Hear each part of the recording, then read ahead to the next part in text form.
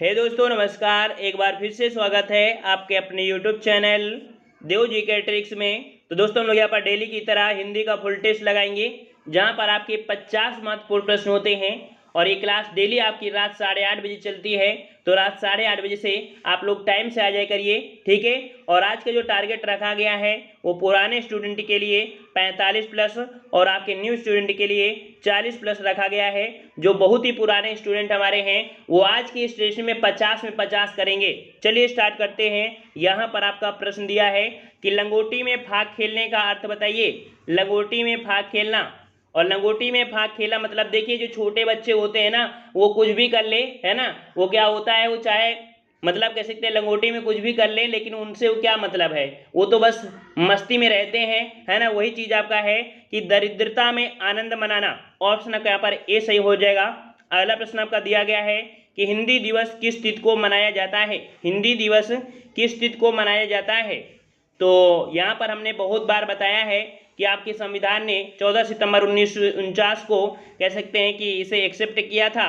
इस कारण से राइट आंसर आपका हो जाएगा 14 सितंबर। कौन सा, ये वाला। कभी कभी जल्दी में बच्चे क्या करते हैं, वो 14 देखते हैं लेकिन सितंबर और दिसंबर को कंफ्यूज हो जाते हैं तो बी लगा देते हैं। तो ऐसा याद रखिएगा कि इस प्रश्न को थोड़े से बारीकी से देखा करिएगा, क्योंकि जो प्रश्न सरल है अगर उसे आपको कह सकते हैं मतलब गलत हो जाए तो आपको अंदर से बहुत फीलिंग महसूस होगी कि नहीं आज हमने बहुत गलत कर दिया है ना। चलिए अगला प्रश्न आपका दिया है कि बहुब्रीहि समास का उदाहरण कौन सा है। बहुब्रीहि समास का उदाहरण आपसे पूछा है, और बहुब्रीहि समास जो होता है एक विशेष अर्थ देता है। जैसे कि आप देख पा रहे होंगे कि यहाँ पर आपका जो दिया है ऑप्शन आपका ए चतुर्भुज, 4 भुजा है आपके विष्णु भगवान, अर्थात विशेष अर्थ निकाल दिया ना तो आपका बहुब्रीहि समास होता है। ऑप्शन का यहाँ पर ए सही हो जाएगा, ठीक है। अगला प्रश्न आपका दिया गया है कि गुणा केस में संधि विच्छेद। गुणा केस, देखिए गुणा केस आपका दिया है, यहाँ पर कह सकते हैं गुणा केस दिया है। तो गुणा केस में मतलब कह सकते हैं इसे तोड़ेंगे तो बनेगा गुणा का धनीश। क्या बनेगा, गुणा का धनीश बनेगा। अर्थात यहाँ पर आपकी एक पॉइंट दिया है, कौन सी, एक की मात्रा। और जब हमने बताया था कि एक की मात्रा होती है वो आपकी गुण संधि में होती है, तो आंसर आपका यहाँ पर हो जाएगा, कह सकते हैं कि 4 का सी गुणा केस, और इसमें आपकी गुण संधि है, ठीक है, गुण संधि आपकी है। और यहाँ पर आपके जो अगला प्रश्न आपका दिया है कि निम्न शब्दों में से कौन सा शब्द तत्सम नहीं है। तत्सम नहीं है ये आपसे पूछा गया है। तत्सम नहीं है मतलब यहाँ पर कह सकते हैं कि आपका ये तद्भव होना चाहिए था। तो यहाँ पर आप देख सकते हैं 5 का जवाब आपसे देखो मृतिका है, विकार है, कपाट है। तो यहाँ पर आपका जो कपूर है, कपूर जो आपका है ये आपका तद्भव है। इसका तत्सम आपका कर्पूर बनता है। क्या बनता है, कर्पूर बनता है। यहाँ पर कह सकते हैं कि जो ये दिया है कपाट आपका देखो तत्सम है, इसका जो आपका तद्भव बनता है वो आपके यहाँ पर कह सकते हैं किवाड़ बनता है। तो यहाँ पर याद रखिए कि जिसका जवाब डी आया है वही सही है, ठीक है। सी वाले का जवाब सही नहीं होगा, ठीक है। आपका डी नंबर आपका सही है यहाँ पर, ठीक है। कपूर का होता है कर्पूर, ठीक है। और अगला प्रश्न आपका दिया है कि भारतीय शब्दों में बहुवचन बताइए। काफी बच्चे इस प्रश्न को गलत करेंगे। भारतीय शब्दों में बहुवचन, थोड़ा सा समझ के इसको जवाब दीजिएगा। चलिए भारतीय शब्द का बहुवचन बनाना है, और भारतीय शब्द का बहुवचन आपका बनेगा, क्या बनेगा, तो 6 का ऑप्शन राइट आपका जवाब यहाँ पर आपका सही हो जाएगा। आपका ए नंबर भारतीयों आपका होता है, ये आपका सही जवाब हो जाएगा भारतीयों, ठीक है। ए नंबर आपका सही हो जाएगा। अगला प्रश्न आपका दिया है कि निम्नलिखित शब्दों में से किसकी वर्तनी शुद्ध है। किसकी वर्तनी शुद्ध है ये आपसे पूछा गया है। तो देखिए शुद्ध वर्तनी पूछा है, अर्थात यहाँ पर देख सकते हैं आपका दिया संन्यास, प्रत्युपकार, दुरास्था और आपका कैलाश। तो कहीं ना कहीं पढ़ने में तो लग रहे हैं सही है, लेकिन कह सकते हैं जो मंत्राएं है उसमें सही आपका नहीं है। यहाँ पर ए नंबर जो आपका दिया है संन्यास ये आपका सही है, लेकिन जो आपका बी वाले में गलत है। ये आपका दिया है बड़ा ऊ नहीं होना चाहिए था, यहाँ पर छोटा ऊ होना चाहिए था, ठीक है। यहाँ पर छोटा ऊ होना चाहिए था। दुरावस्था था, दुरावस्था नहीं, आपका छोटा रा होना चाहिए था, दुरावस्था होता है। और कैलाश में ये वाला सा नहीं होगा, ये वाला आपका सा होता है। इस प्रकार से यहाँ पर कह सकते हैं आपका ए नंबर आपका शुद्ध था। अगला है हिंदी प्रदीप के संपादक कौन थे। हिंदी प्रदीप के संपादक कौन है, 8 का जवाब दीजिए। चलिए 8 का जवाब देना है, और यहाँ पर 8 का जवाब हिंदी प्रदीप के संपादक आपके कौन है, तो याद रखिए आपके बालकृष्ण भट्ट, ठीक है। ऑप्शन आपका यहाँ पर ये हो जाएगा बालकृष्ण भट्ट हिंदी प्रदीप के संपादक हैं, ठीक है। ऑप्शन आपका यहाँ पर कह सकते ये हो जाएगा, ये हिंदी प्रदीप के संपादक थे। अगला प्रश्न आपका दिया है कि जो सो के प्रयोग से संबंधित सर्वनाम। देखिए जहां कभी जो सो है ना, जो सो शब्द आपको आए तो ऐसा मतलब आपका कौन सा संबंध होता है, वहां पर आपका संबंध होता है कौन सा, ऑप्शन सी, यहाँ पर संबंधवाचक होता है। संबंधवाचक आपका होता है, जो सो का प्रयोग जहाँ हो वहां पर संबंधवाचक होता है। अगला प्रश्न आपका दिया है कि किस समास में दोनों पद प्रधान होते हैं। किस समास में दोनों पद प्रधान होते हैं। तो भाई दोनों प्रधान, जिस समास में दोनों पद प्रधान होते हैं उसे हम लोग द्वंद्व समास बोलते हैं। द्वंद्व समास बोलते हैं। जैसे हमने आपको बताया था माता पिता है ना, माता पिता और इसके बाद भाई बहन सीताराम है ना, ये सब आपके आते हैं इसी के अंतर्गत। तो राइट आंसर आपका 10 का जवाब हो जाएगा कौन सा, 10 का ऑप्शन आपका डी, ये द्वंद्व समास हो जाएगा, जिसका जवाब डी है, बिल्कुल सही है। अगला प्रश्न है वादी का विलोम शब्द बताइए। वादी का विलोम, वादी का विलोम बताना है। वादी का विलोम, तो वादी में आपका हो जाएगा प्रतिवादी। वादी में हो जाएगा प्रतिवादी, ऑप्शन आपका सी हो जाएगा, प्रतिवादी हो जाएगा। ठीक है। अगला प्रश्न आपका दिया है कि अव्ययी भाव समास का उदाहरण है। अव्ययी भाव समास का उदाहरण आपसे पूछना है। और अव्ययी भाव अर्थात यहाँ पर आपका एक ना एक देखा जाए तो आपका अव्यय होगा। यहाँ पर क्या होगा आपका, तो आपका यहाँ पर अव्यय होगा। इस प्रकार से यहाँ पर कह सकते हैं 12 का ऑप्शन राइट आपका कौन सा हो जाएगा। यहाँ पर आपका देख सकते हैं अनुलगा है, और जब आपका अनुलगा होता है वहाँ पर आपका अनुरूप हो जाएगा। ठीक है, ऑप्शन आपका यहाँ पर सी हो जाएगा, अनुरूप हो जाएगा। अगला प्रश्न आपका दिया गया है कि निम्नलिखित विकल्पों में से शब्दालंकार को चिन्हित कीजिए। निम्नलिखित विकल्पों में से शब्दालंकार को चिन्हित करना है। तो 13 का जवाब देना है। यहाँ पर शब्दालंकार देखो, यहाँ पर देख लीजिए यमक अलंकार, रूपक अलंकार, प्रतीप अलंकार और उत्प्रेक्षा है ना। तो समझिए यहाँ पर देखिए रूपक अलंकार, उत्प्रेक्षा अलंकार है ना, ये तो आपके एक साथ में ही देखा होगा। वहीं प्रतीप भी से क्या अंतर्गत आता है, तो आपका जवाब हो जाएगा आपका ए नंबर। यहाँ पर जो यमक अलंकार है ये शब्दालंकार है, जहाँ शब्द के माध्यम से अर्थ की शोभा बढ़ जाए वहाँ पर आपका शब्दालंकार, और जहाँ अर्थ के माध्यम से तो आपका अर्थ हो जाएगा। ठीक है, ऑप्शन आपका ये हो जाएगा। अगला प्रश्न है कि विसर्ग शब्द से बना शब्द कौन सा है। विसर्ग शब्द से बना शब्द आपका कौन सा है, 14 जवाब।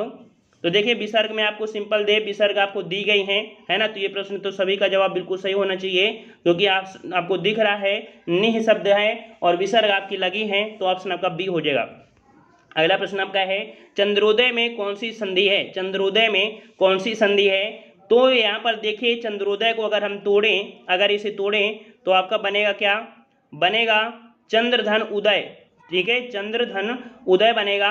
अर्थात यहाँ पर कह सकते हैं कि जो छोटा है और आपका ऊ है वो आपका ओ बन जाता है, और हमने आपको बताया था कि ओ की मात्रा आपकी गुण संधि में होती है, इस कारण से ऑप्शन आपका यहाँ पर डी हो जाएगा, गुण संधि हो जाएगा, गुण संधि। ठीक है, चलिए अगले प्रश्न को आते हैं। प्रश्न आपसे अगला पूछा गया है, यहाँ पर कह रहा है कि कोयले की दलाली में मुँह काला का अर्थ।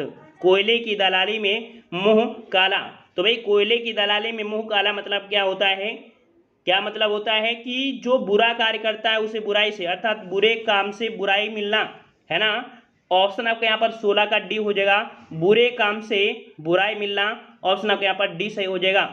अगला प्रश्न आपका दिया है जो कठिनाई से मिलता है के लिए एक शब्द बताइए। जो कठिनाई से मिलता है, जो कठिनाई से मिलता है उसे हम लोग क्या बोलते हैं, चलिए जवाब दीजिए। जवाब देना है 17 नंबर। जो कठिनाई से मिलता है, और जो कठिनाई से मिलता है उसे हम लोग बोलते हैं दुर्लभ। क्या बोलते हैं, उसे दुर्लभ बोलते हैं। कई बार हमने आपको बताया दुर्लभ बोलते हैं। ठीक है, अगले प्रश्न को बढ़ते हैं। प्रश्न आपसे अगला पूछा गया है कि 3 दिन मेहमान चौथे दिन हैवान का अर्थ बताइए। 3 दिन मेहमान चौथे दिन हैवान, तो यहाँ पर देख सकते हैं कि बहुत, जैसे पहला दिया है ससुराल में दामाद को अधिक दिन तक नहीं रहना चाहिए, तो भाई आजकल देखते हैं ससुराल में दामाद से मतलब नहीं होता है। कोई भी रिश्तेदार हो अगर किसी के यहाँ पर ज़्यादा दिन तक रुक जाता है तो उसके मतलब थोड़ा दिक्कत होने लगती है, भले ही वो अंदर से बोले या ना बोले। तो ऐसा नहीं है कि सिर्फ ससुराल में दामाद के लिए बोला जाता है। तो यहाँ पर याद रखिए अतिथि, अतिथि थोड़े दिन का ही अच्छा होता है। ठीक है, तो 18 का ऑप्शन राइट आपका क्या हो जाएगा, यहाँ पर डी नंबर। आपका अतिथि थोड़े दिन का ही अच्छा होता है, तो ऑप्शन आपका यहाँ पर डी सही हो जाएगा। यहाँ पर ए नंबर आपका नहीं होगा, डी नंबर होगा। ठीक है, अगला है अघोष वर्ण कौन सा है। अघोष, और अघोष देख सकते हैं अघोष जो होते हैं किसी वर्ग के पहले और द्वितीय वर्ग जो आपके होते हैं। यहाँ पर आपका 19 का जवाब क्या हो जाएगा, 19 का जवाब तो 19 का ऑप्शन राइट है आपका। देखिए जो आपका सा है, सी वाला आपका, ये आपका यहाँ पर सही हो जाएगा। जो सा है ये आपका अघोष है। अदर आपके कह सकते हैं, देखिए अघोष वाले में किसी भी वर्ग में पहला और दूसरा होता है ना, लेकिन जो सघोष होता है, सघोष में जितने भी आपके कह सकते हैं जो आपके स्वर होते हैं और अंताक्षर होते हैं और आपके 3, 4, 5 ये जो वर्ण होते हैं वो सभी उसी में आपके सघोष में आते हैं। ठीक है, अगला प्रश्न आपका दिया है अट्टालिका का तद्भव रूप बताइए। अट्टालिका का तद्भव रूप पूछा गया है और अट्टालिका का तद्भव रूप आपका बनता है, क्या बनता है? अटाली, अटारी, बिल्कुल सही है। ऑप्शन आपका यहाँ पर डी हो जाएगा, अटारी हो जाएगा, अटारी। अगला प्रश्न आपका है कि निम्न में से कौन सी भाषा उत्तर प्रदेश की दूसरी राजभाषा है? उत्तर प्रदेश की दूसरी राजभाषा पूछा गया है, बहुत बार हमने आपको बताया है। चलिए, उत्तर प्रदेश की दूसरी राजभाषा आपकी यहाँ पर कह सकते हैं उर्दू है। कौन सी आपकी है? उर्दू है, याद रखिए। ऑप्शन आपका बी हो जाएगा।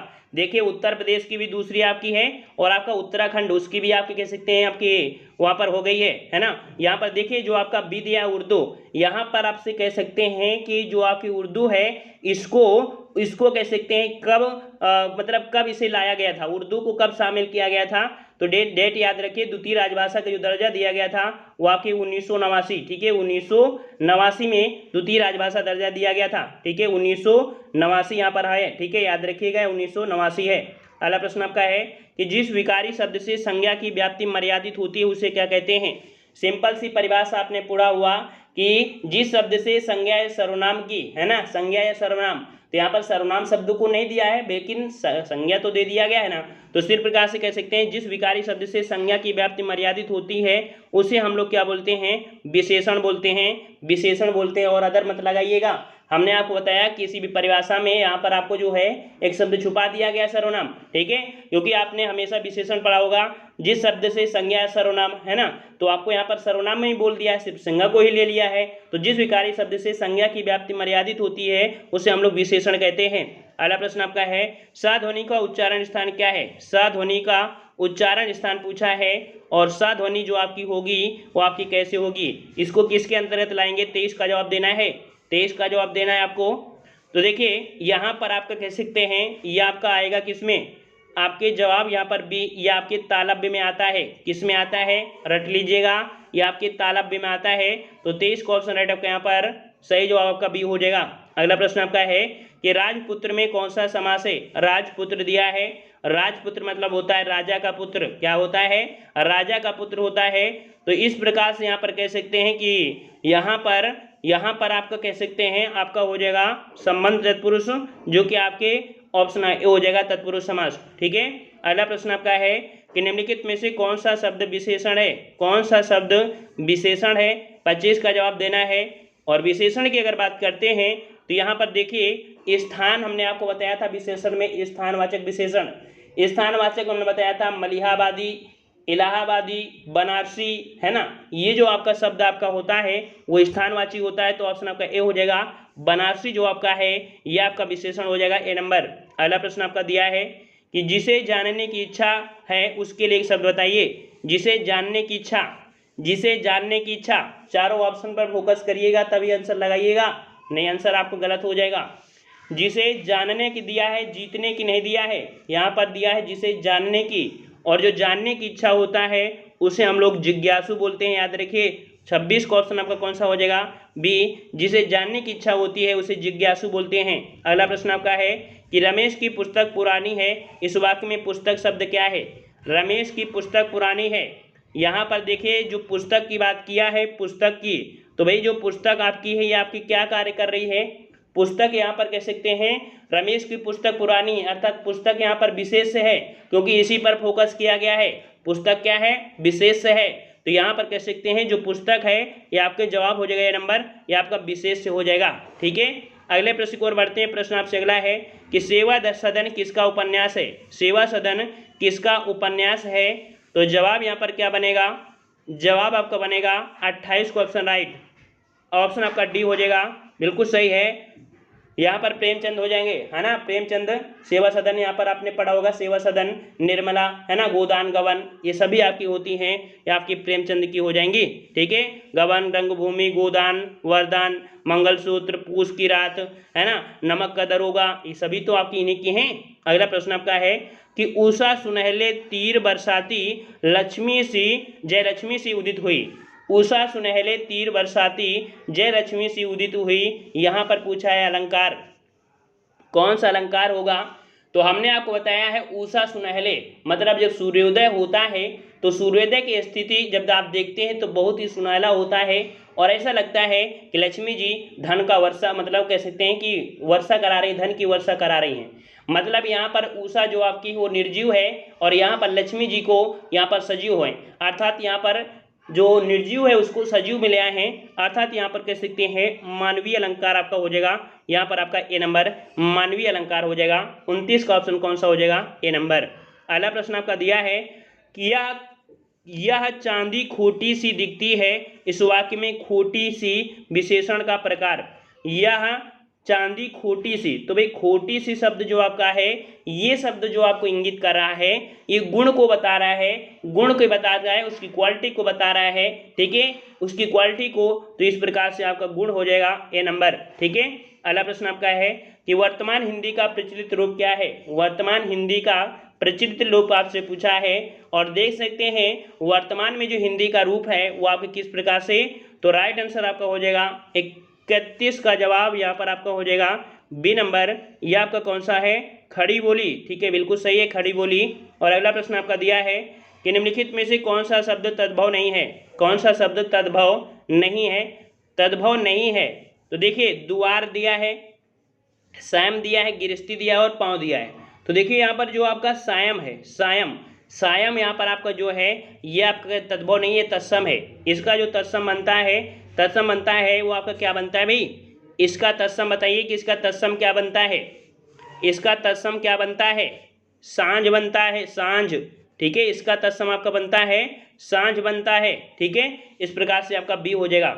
अगला प्रश्न आपका दिया है कि निम्नलिखित में से कौन सा शब्द विशेष से है? निम्नलिखित में से कौन सा शब्द विशेष से है? और अगर विशेष की बात करें तो विशेष की बात करें तो यहाँ पर देखिए पहला आपका दिया है अनासक्ति। अनासक्ति ही यहाँ पर आपका जो जवाब हो जाएगा 33 में, यही आपका सही हो जाएगा। अनासक्ति जो आपका विशेष है, वहीं पर देखो अनासक्त का कोई मतलब नहीं है। अनुशंसित आपका तो ये गलत हो जाएगा। अपमानित जो आपका है ये आपका विशेषण का कार्य करता है। तो इस प्रकार से राइट आंसर आपका जो विशेष है वो आपका ए नंबर अनासक्ति हो जाएगा। अगला प्रश्न है कि हिंदी खड़ी बोली किस अपभ्रंश से विकसित हुई है? हिंदी खड़ी बोली किस अपभ्रंश से विकसित हुई है? तो हमने आपको बताया था, बहुत बार बताया है कि ये आपकी हिंदी जो खड़ी बोली है ये आपकी सौरसेनी, जो कि सूरसेन नाम के राजा रहते थे मथुरा के आसपास, और वहाँ पर आपकी खड़ी बोली। तो इस प्रकार से यहाँ पर जो आपकी हिंदी खड़ी बोली है वो आपकी किस अपभ्रंश से? तो सौरसेनी अपभ्रंश से विकसित हुई है। 34 को ऑप्शन राइट आपका जवाब सी हो जाएगा। अगला प्रश्न आपका है कि सरीखा शब्द में विशेषण है।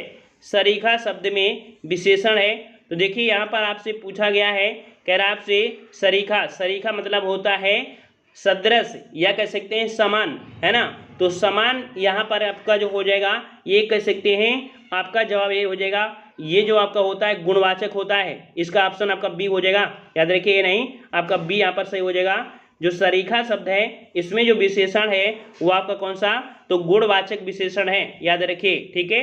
और अगला प्रश्न आपका है कि आदिकाल में किस भाषाओं की अधिकता थी? आदिकाल दिया है और आदिकाल की अगर बात करते हैं यहाँ पर आपका जवाब हो जाएगा 36 का जवाब। देखिए आपके राजस्थानी है, पाली है, अपभ्रंश है ना, तो आपका लगभग ये सभी होता है। ऑप्शन आपका यहाँ पर डी हो जाएगा, उपरोक्त तो सभी हो जाएगा।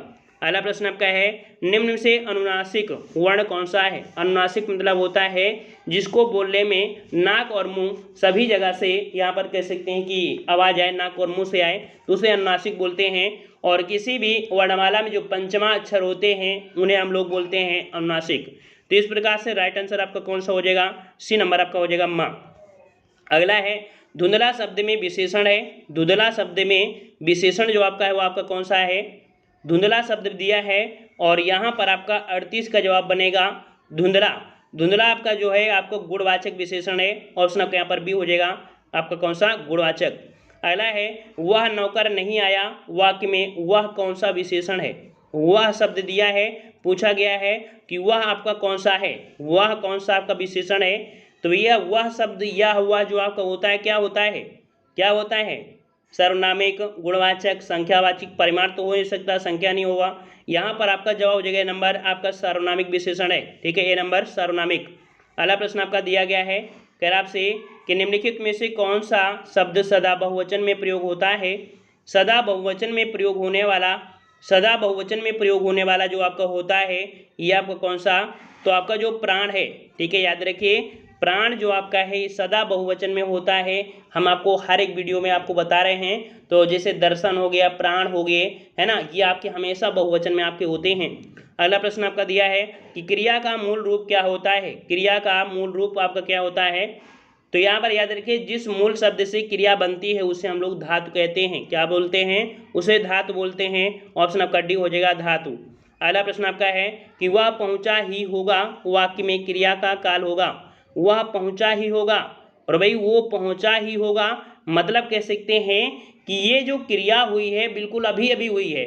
जैसे मान लो पास में वो हो सकता है कि कब पहुंचा है ना, मतलब कि वो अभी पहुंचा ही होगा, मतलब एक क्रिया बिल्कुल सी पास में है, मतलब चिपका हुआ होता है, एक शब्द होता है चिपका हुआ। तो ये जो आपका है आसन्न भूतकाल, तो आसन्न जो आपका है ये आपका मतलब होता है बिल्कुल जस्ट जो क्रिया आपकी तुरंत हुई होती है उसे बोलते हैं। ऑप्शन आपका डी हो जाएगा। अगला है धुआं शब्द में कौन सी संज्ञा होती है। धुआं शब्द में कौन सी संज्ञा होगी, धुआं शब्द में कौन सी संज्ञा, सभी लोग जवाब दीजिए यहाँ पर। धुआं शब्द, तो देखो धुआं शब्द जो आपका है वो आपका कैसा है, 43 नंबर। चलिए बिल्कुल सही है, काफ़ी बच्चों के जवाब आ गए हैं। तो देखिए यहाँ पर आपका जो धुआं है ये आपके द्रव्यवाचक में आएगा, ठीक है, लोहा चांदी ये सभी आपके द्रव में, क्योंकि ये कहीं ना कहीं देखा जाए तो एक आपके मेल्टिंग पॉइंट में द्रव अवस्था में आते हैं। इस प्रकार से ऑप्शन डी हो जाएगा द्रव्यवाचक। अगला है कि संबंधवाचक सर्वनाम बताइए। संबंधवाचक सर्वनाम आपको बताना है, और संबंधवाचक जो सर्वनाम हो जाएगा, तो अभी हमने बताया था कि संबंधवाचक में जो शब्द है जो ये संबंधवाचक सर्वनाम को व्यतीत करता है, तो ऑप्शन यहाँ पर कौन हो जाएगा, ऑप्शन आपका यहाँ पर बी हो जाएगा। वहीं पर देख सकते हैं जो आपका दिया गया है कौन, कोई, तो भाई कोई क्या है, कोई क्या है, ये आपका अनिश्चयवाचक है। कौन जो आपका है ये आपका प्रश्नवाचक है, और वह शब्द जो आपका है ये पुरुषवाचक सर्वनाम है ना।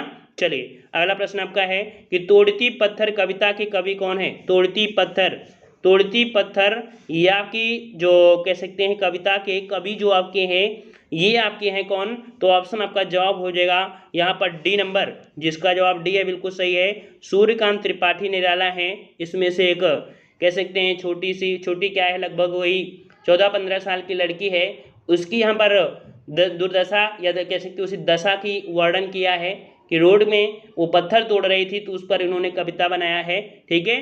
और तोड़ती पत्थर के जो आपके सूर्यकांत त्रिपाठी निराला हैं इनकी कई रचनाएं आपकी हैं, जैसे आपकी अप्सरा, कुकुरमुत्ता, आराधना, अर्चना, परिमल, ये बहुत सारी इनकी महत्वपूर्ण आपकी रचनाएं हैं जो पूछी जाती हैं। अगला प्रश्न है पर्यायवाची शब्द का अर्थ क्या होता है। पर्यायवाची शब्द का अर्थ बनता क्या है, तो याद रखिएगा पर्यायवाची यहाँ पर देखिए समान भाव दिया, समानार्थी दिया है, और यहाँ पर कह सकते हैं दो तो आपके नहीं होंगे, तो आपका भाई एक ही होगा। कौन सा 46 में कौन सा होगा, समानार्थी होता है, याद रखिए पर्यायवाची का अर्थ होता है समानार्थी। ऑप्शन आपका डी हो जाएगा। अगला है तालव्य व्यंजन कौन है। तालव्य व्यंजन क्या है, तो तालव्य व्यंजन एक बात समझिए, तालव्य जो होता है क्या होता है कि इसमें से जब आप बोलते हैं तालव्य, जो जीभ होती है वो तालु की स्पर्श करती है, जो आपकी जीभ होती है वो तालु की स्पर्श करती है, अर्थात जब बोलते हैं चा, छा, जा, झा, है ना, तो इसमें जीभ आपकी तालु की स्पर्श कर रही है ना, कर रही है, तो इस प्रकार से ऑप्शन आपके यहाँ पर बी हो जाएगा। यहाँ पर चा, छा, जा, झा ये आपके तालव्य के अंतर्गत आते हैं, ठीक है। और अगले प्रश्न की ओर बढ़ते हैं। प्रश्न आपसे अगला दिया गया है कि निम्नलिखित वाक्यों में से किसमें आकर्मक क्रिया प्रयुक्त हुई है। आकर्मक क्रिया को ही भी हमने आपको बता दिया है ना, कि कोई भी अगर क्रिया हो रही है, देखो क्रिया है तो भाई क्रिया पर ही फोकस कराएंगे कि नहीं कराएंगे। जैसे यहाँ पर क्रिया क्या है, सोना है, यहाँ पर क्रिया क्या है, खेलना है, यहाँ पर क्रिया क्या है, पढ़ना है, यहाँ पर क्रिया आपकी क्या है, लिखना है। अब हमने बताया था कि क्या है ना, क्या शब्द आप अगर बोलेंगे तो आंसर आपका निकल के आ जाएगा, है ना। तो जैसे सो रहा है, क्या सो रहा है, क्या सो रहा है, अगर आप क्रिया में वो क्वेश्चन करिए क्या सो रहा है, तो क्या आप जवाब दे पाएंगे, नहीं जवाब दे पाएंगे। वहीं पर अगर देखा जाए क्या खेल रहा है, बालक खेल रहा है, क्या खेल रहा है मतलब कुछ खेल रहा होगा, पढ़ रहा है मतलब कुछ ना कुछ पढ़ रहा है, क्या पढ़ रहा है, कुछ ना कुछ पढ़ रहा होगा, लिख रहा है मतलब कुछ ना कुछ लिख रहा है। तो तीनों से तो हमको जवाब मिल रहे हैं, लेकिन पहले वाले से जवाब नहीं मिल रहा है। तो जब जवाब नहीं मिलता है इसका मतलब कह सकते हैं कि इसमें से कर्म आपका मौजूद नहीं है। तो इस प्रकार से यहाँ पर आपका जवाब कौन सा हो जाएगा, जवाब आपका यहाँ पर ये हो जाएगा, जो आपका शीश सो रहा है ये आपकी अकर्मक क्रिया हो जाएगा, इस अर्थात ये बिना कर्म के ही क्रिया पूर्ण हो चुकी है। ठीक है, अगला प्रश्न आपका है कि महेंद्र का संधि विच्छेद होगा।